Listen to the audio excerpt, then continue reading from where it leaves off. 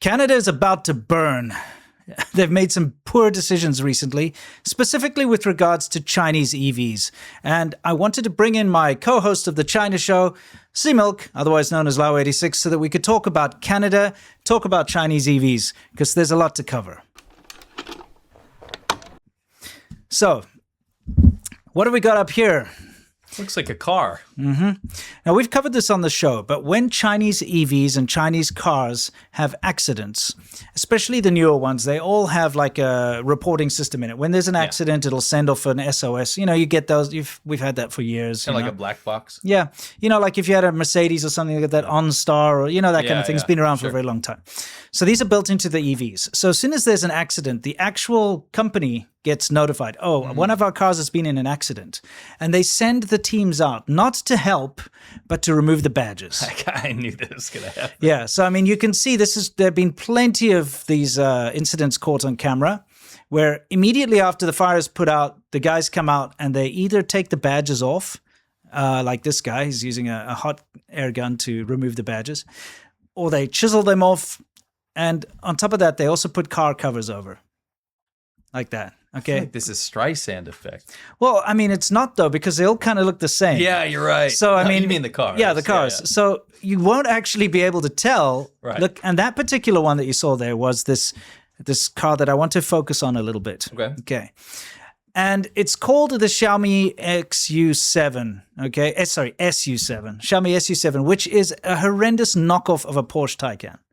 As you can see, I mean, you cannot refute that fact. If you look at these side by side, you've got the Porsche. Look nothing alike. Oh, wait, look at them overlaid on each other. Yeah, you got the Porsche or Porsche, whatever you like to say, Taycan 4S, and then you've got the Xiaomi SU7. Now, the reason I'm talking about this is it really does make a lot of sense when you put it into the context of what's happening in Canada. So just bear with us for a minute here. Did they call it the SU7 because Porsche sued them 7 times?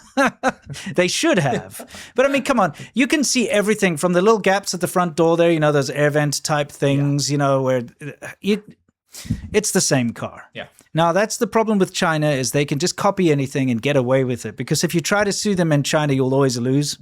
And very often the incentive is not to sue them because then you'll lose the market. Yeah. And I think that's why specifically Chevy tried to sue them once.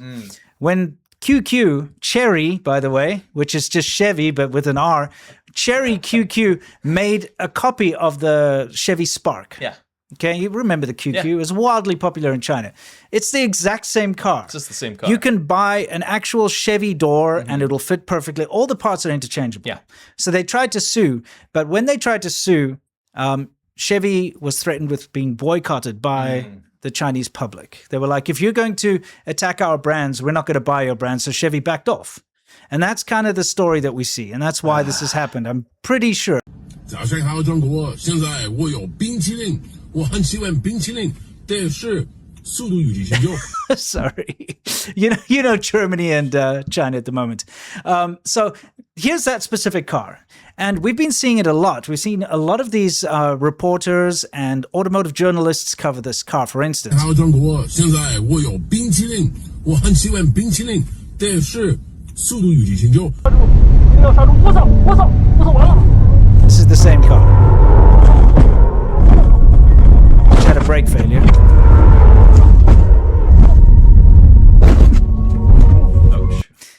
Okay, now the reason I'm talking about this is we've seen glowing reports from all of these, you know, high-profile automotive journalists, people that we trust. Dozens of them. I mean, Doug DeMuro's well-known. Everybody watches his stuff and various other people. And they get access to these cars and they do these reviews, and it's always a glowing review, and they never point out the shortcomings of these cars, right? Because, well, number one, they can't gain access to it because a lot of the shortcomings are hidden.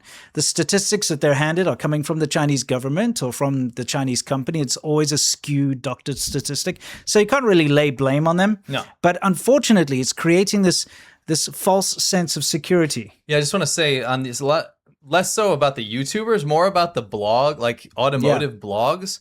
They always talk about Honda or Toyota or Chevy, and one of the common things they bring up is reliability. Yes. And safety. But when it comes to these Chinese cars, that's never in the conversation. Never. I find it very strange. It's almost as if they mentioned any of the shortcomings, they wouldn't gain access to the cars to review in the future. So it's like a hostage situation. It's basically a hostage situation because that exact car actually finished dead last in the 2025 Q1 quality rating. They're rating these things in China. Yeah, this is the actual Chinese government rating. So what they do is they have a system where, depending on the complaints, the consumer complaints and so on, they rank cars. This particular car that's been glazed everywhere ranked last. It is the worst. But you don't hear about that, do you? You think that'd be part of the conversation? Yeah. I mean, the reason I'm getting at this and why I'm trying to talk about this is Canada is now going to be importing, I think it's as a start, 49,000 Chinese EVs. So the Canadian people are going to be like, oh, look, I watched this YouTuber, or I watched this, I read this blog, this automotive blog. This is such a fantastic car. It's amazing. I see positive reviews for these things on my Google News feed. Yeah. And I'm using like an incognito tab so that I'm not getting fed certain things. That's how prolific this stuff is. But, they're not forewarned of the problems. Yeah. If Chevy has a recall or something, everybody hears about it. If Tesla has a problem, everybody hears about it. These cars have a problem, nobody hears about it. It's a dangerous precedent to set. 朋友是一个坚韧不拔的纪录片，在香港这座城市的设置。主演钱德勒、索罗斯、傅博斯伊、瑞秋、莫妮卡。Again, people that I trust and respect are reviewing this car. This is the exact same car that we've been seeing in the news, and on January 19th at an auto repair store. This is fairly new. Yeah. This is big. It just caught fire for no reason. And if you watched my channel, you'll know that Chinese EVs tend to self-immolate quite often. Yeah, maybe it's in protest. Yeah, maybe. The government. Yeah. Right? Anyway, here's the thing. If you can delete the foreign influences and the foreign press that are glazing and really praising these Chinese EVs, specifically anything that's about to be sold in Canada and so on, you can see that the Chinese people themselves are not happy with these things. Yes. Okay. So this particular incident actually caused a bit of a phenomenon in China. A phenomenon where car repair shops and car washers are now refusing to service or even wash these Xiaomi cars. Wow. So these are all service stations basically. And this one above us here is a car wash that has a sign saying they won't wash Xiaomi SU7s because, let's face it, the Xiaomi SU7 is ranked last when it comes to quality. Even according though to the Chinese study. Yes, according to China itself. Let's see if there's something more. 说现在每天我用老干妈在洗脸花。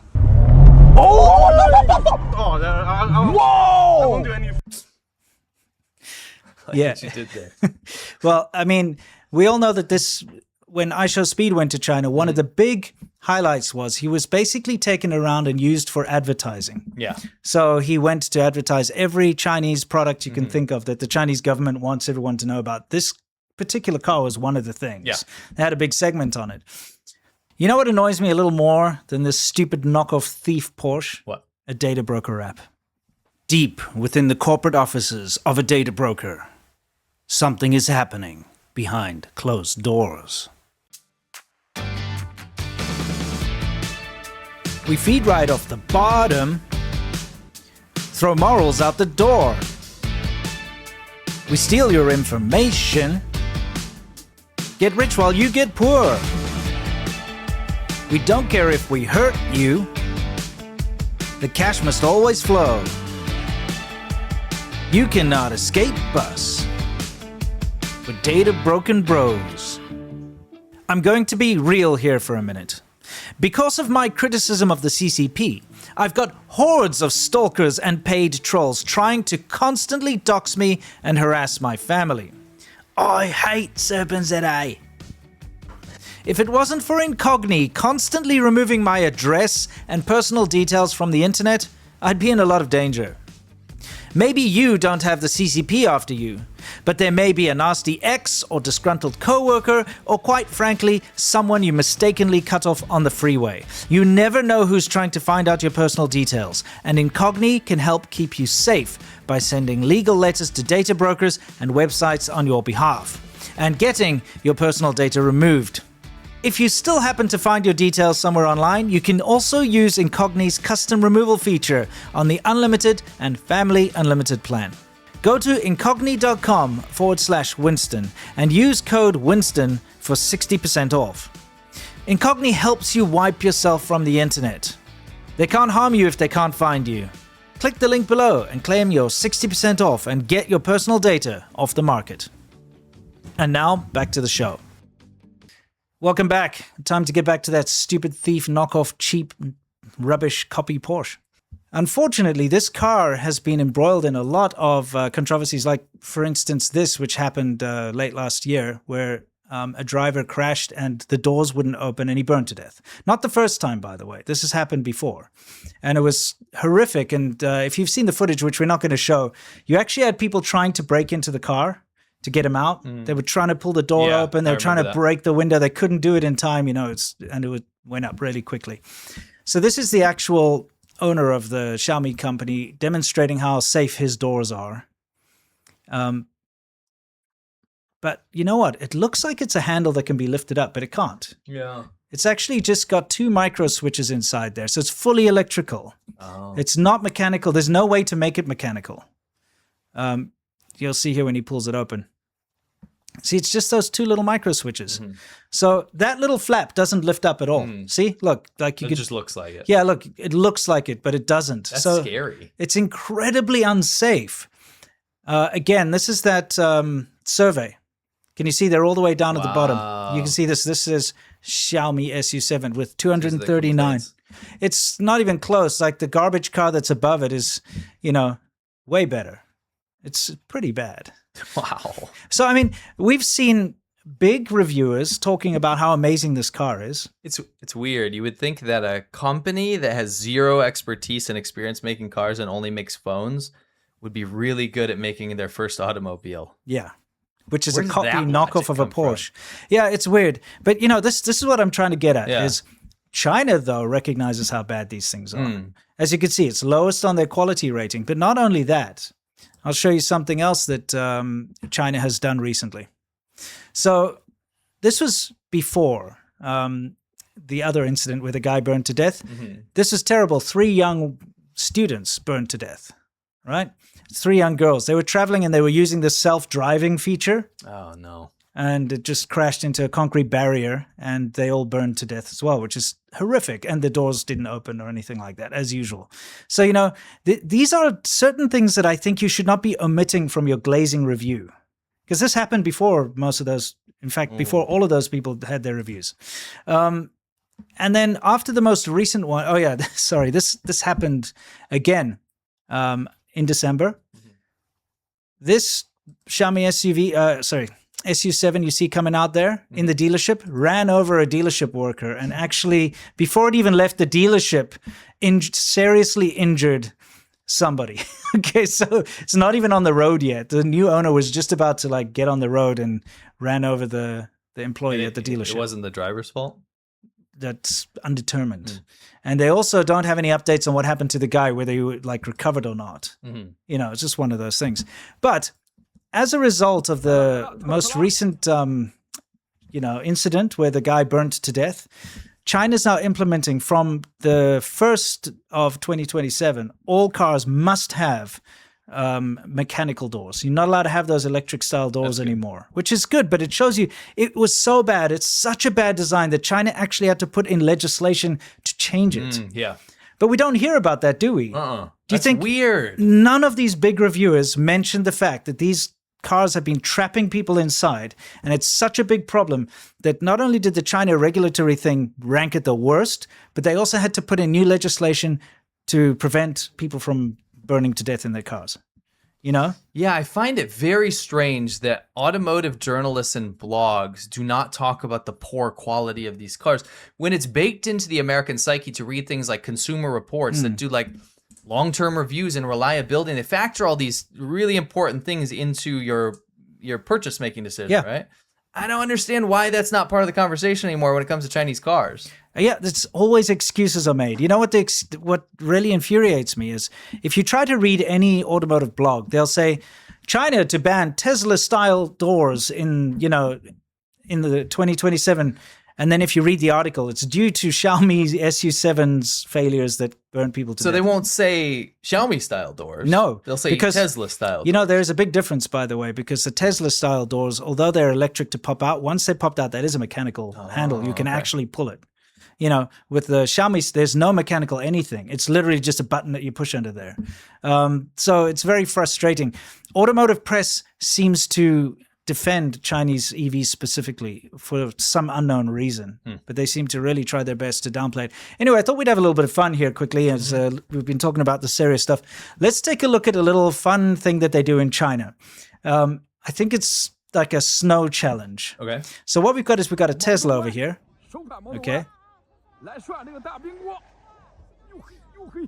And what they do is they see, can the car, you know, Oh, that's pretty good. make it up? And then it's just about having fun. Yeah. So you get the car in the bowl and you like swish around a little bit, see if you can get out. It's like a challenge. I'd like to do that. Yeah, doesn't it look like fun? It does. So let's see. What do you think? Do you think the Tesla is going to be able to make it out once it's down in the bottom? I'm actually kind of impressed that it did pretty well there. Let's see.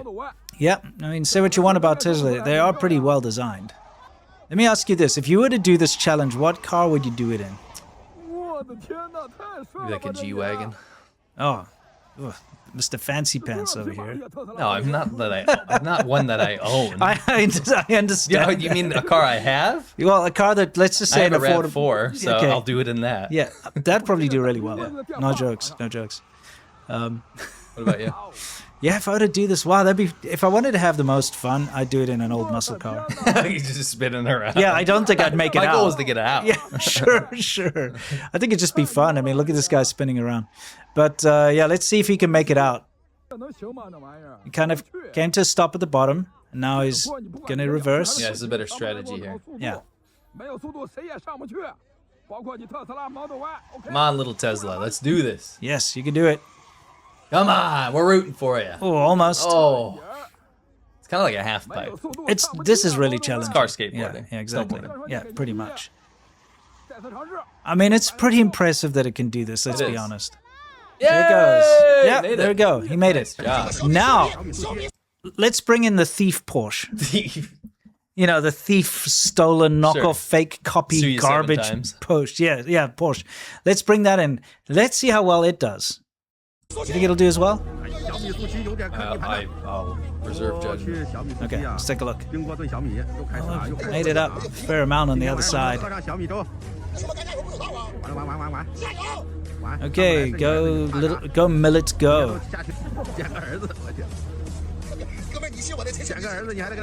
I'm not having high hopes for this one, if I'm honest. It's just kind of taking the wind out of my sails.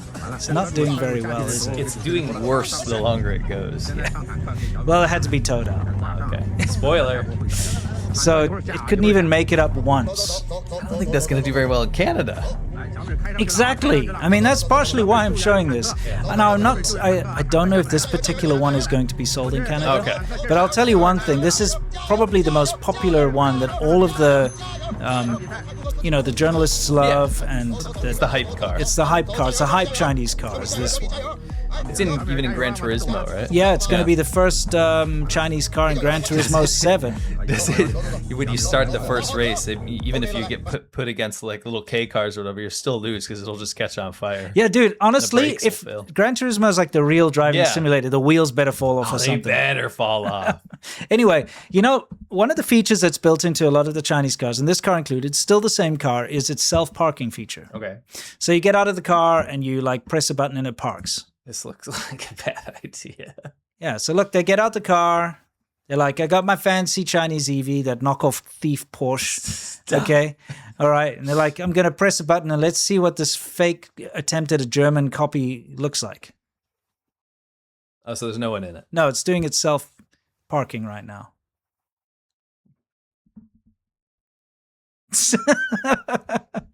Yes.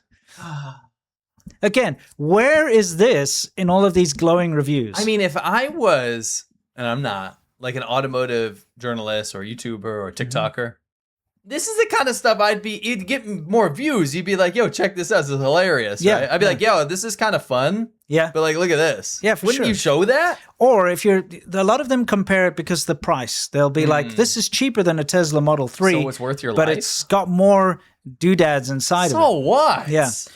But I mean, when you're doing that kind of comparison, it's like your moral obligation to also say it also has led to some pretty bad situations. Even if you just say, in China. you should look into it. You know, Yeah, that kind of or there have been some safety concerns. Yeah, like you could throw say that at in least there, that, like with the right? door handles, Yeah. little safety concerns.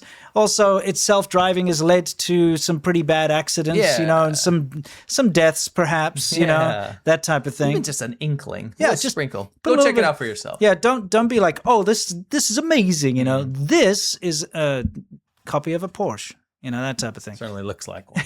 Yeah. I So don't think it drives like one. Maybe not. definitely not. I mean, we've seen multiple crashes. Now, look, this is a different brand. Okay, I don't want to just harp on about the same one. Because look, when Chinese cars enter your market, you have to be aware that you cannot trust the advertising. You cannot trust what's written on the box. What this NCA is, it's the self-driving feature of this particular car. And I believe this is a Huawei car. I could be mistaken, but it's one of the new fancy cars. Okay. Okay. So it's on the self-driving Another phone feature. brand. You're not touching it. Oh my god. 华为 Wasn't injured. 呼叫华为，来看看你的车， This is a Huawei car 2万多公里，来看看这儿， after a year. 说好的纯平内饰 That's 没 what 有 I 啊 want to see in these reviews. Yeah. Because my experience in China, decade, 14 years for you, is we drove dozens of Chinese cars. Yep. We worked next to dealerships.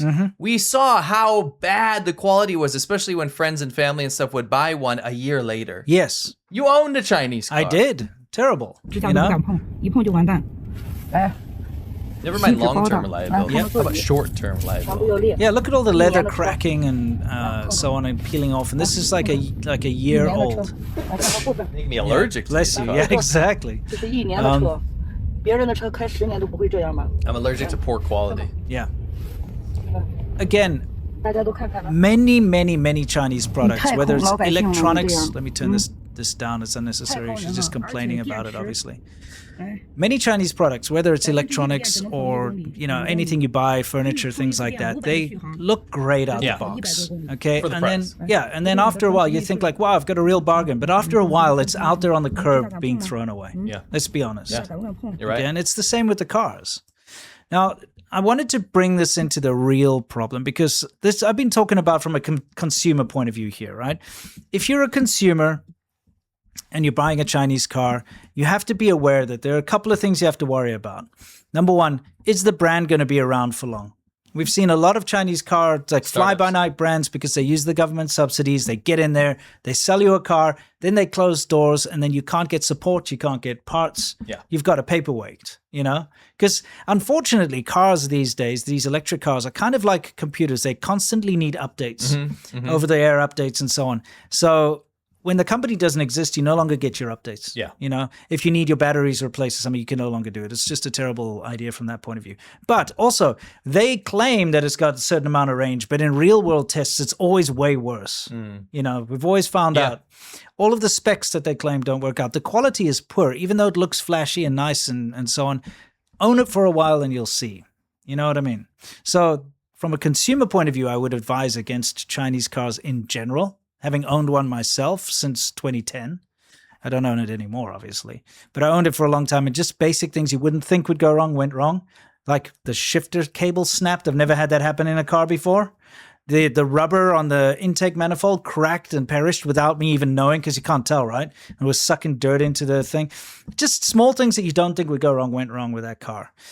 So from that point of view. But there's another more pressing thing, and that is the whole spying thing. You know that the Israeli Ministry of Defense has suspended the use of Chinese electric vehicles, particularly those made by BYD, due to serious cybersecurity concerns.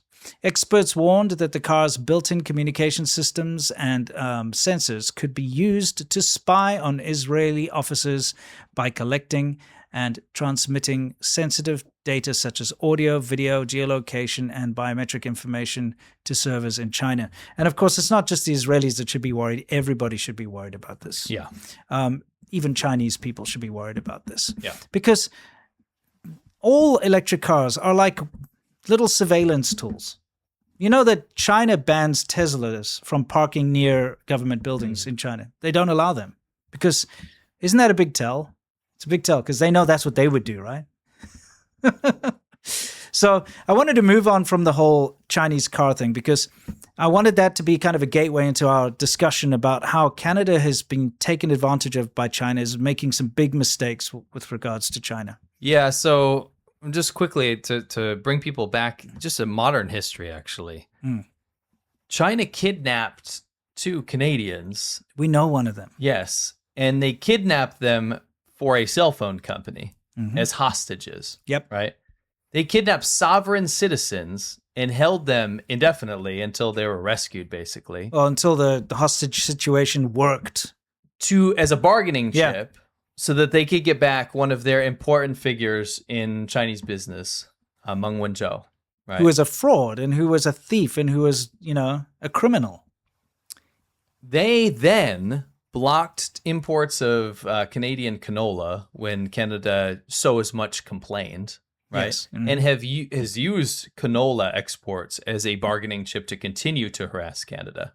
Those are the small things because Canadian intelligence reports have identified China as the top perpetrator of foreign interference in Canada. They meddled in elections. They're accused of meddling in elections in 2019 and 2021 in federal elections. Sure. Right. They had disinformation campaigns. They secretly funded different candidates. This is China funding a democratic nation's candidates, right? Sure. Interfering. The use of students as volunteers, right? You had intimidation. There was a conservative MP, Michael Chong, and the Chinese officials targeted his family. Yep. To silence him. They've had clandestine police stations acting as elements of the Chinese government on Canadian soil in Toronto, Vancouver, and Montreal, and they use them to intimidate critics of the Chinese regime. Sure. And China has been cited for numerous state-sponsored cyber attacks and espionage activities aimed at stealing Canada's intellectual property and influencing government policy. And I'm going to round it out with this. China owes Canada $371 million in loans, dating back several decades. And they're not even planning on repaying them until 2045. Right. This is a clear pattern of abuse. Dude, I was in China during the golden age of taking advantage of Canada. And in specific, I can give one example is there was a girl that I was seeing and she and her entire family moved to Canada. And everybody else that she knew that was connected and was rich was doing the same. And I remember that she did it and she didn't want to, and her family didn't like Canada. They actually hated being there. They hated living there, but they were doing it specifically to take advantage of the systems there. So they managed to go there and bring their entire family and all their extended family over there and get government subsidies. And she was telling me about how they were getting all these things for free and how they were able to, really embed themselves in there and take advantage of all the systems. And somebody like myself, I hate that kind of thing. I hate when people take advantage. Like if I see someone taking food from the homeless people and they're not homeless, it like annoys me. And when you see those lines of like grannies taking all that stuff, it makes me mad. And then reselling it in the next round. Yeah, exactly. That really, really pisses me off. But there was like this whole movement of all the like upper middle class Chinese people all taking advantage and moving to Canada, buying up all the real estate as investments and ways to get their money out of China. Driving up the real estate for all the local people in Canada to the point where like a shack costs $1 million. Literally. There's that website that we looked at. Remember, it's like mansion or crack house. Yes. And it's, you're like, what is it? In Vancouver. Right? Yeah, exactly. Yeah. It's insane. And then, of course, all of the scams involved with money laundering through the casinos there. Remember, there was that whole thing in Macau where people could get this like life insurance or whatever it was. And then you pay. It was a way to get your money into Canada to buy the real estate there. And also people going to Canada, but they don't like living there. So they would use these agents that would basically walk in and clock in and pretend that they were there, have their passports stamped or whatever while they went back to China. And then they would like get their permanent residence and become a citizen, even though they were never there. They were in China the whole time. There was that whole thing uncovered. And people that were taking money off, for being poor in Canada, but then buying Mercedes-Benz cash and stuff, that kind of thing. Huge amounts of scandals. So I've just seen China taking advantage of and slowly taking over Canada for the longest time. Maliciously. And I think it's a stupid move for Canada to be buddying up with China right now. Bringing in their surveillance, EVs, which are junk anyway, and just forming this bond with your enemy, your actual enemy. And I get it right now, between the United States and Canada, it's not all roses. It's pretty bad right now. Okay? It's nowhere near what happened with China and Canada, though. It's insane. Yeah, exactly. But the United States is as mad as you are at the United States, and I'm not American, so I can look at this from an outside I'll keep out of perspective. I mean, I don't mind if you chime in, it's totally fine. The thing is, as mad as you are at the United States has not done anything near as bad as what China's done to you. And the United States has not come in and ruined your real estate market and scammed your systems and meddled in your in elections and all that stuff like China has. So don't suddenly look at China as a better option than the United States. It's a worse option. China will steamroll you. They're going to they already have. Yeah. They've like 45% there. And if you allow them to get to that 51%, you're just going to become another Chinese Vassal province. state, yeah. That's it. So that's my message to Canadians out there is stay away from these Chinese EVs. I would boycott them if I were you, simply from a moral perspective, because you shouldn't allow your, whatever you call him, your prime minister, your president, or whatever he is, to force these on the market, because it's going to mess up your own local car competition. Because one thing people don't realize about these Chinese EVs is that the Chinese government wants them to win. So they subsidize the hell out of them, publicly and behind closed doors, to make sure that they can make these things. They sell it at a loss. They don't care, because they just want to push the competition out. They want your industry to fail so that they can be the only ones. Yeah. So you're screwing over your own automotive industry, and you're buying a crappy product that's not going to last. Don't do it, And also tell your prime minister, government, whatever his name is. I don't even know his name. That guy. Carney, yeah. he should work at a carnival. I was going to say, tell him to take a hike, all right? Yeah. Anyway, guys, thank you for watching. And this format, if you like this format, this is what we do every Friday on the China Show. Get over there. Yeah, I know it's different from the normal Serpents Today video, but I wanted you guys to get a taste, because every Friday we have fun.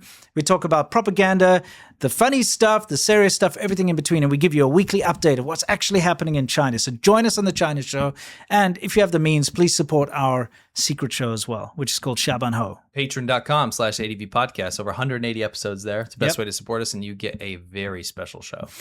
All the links will be in the description down below. Anyway, thank you. Stay awesome.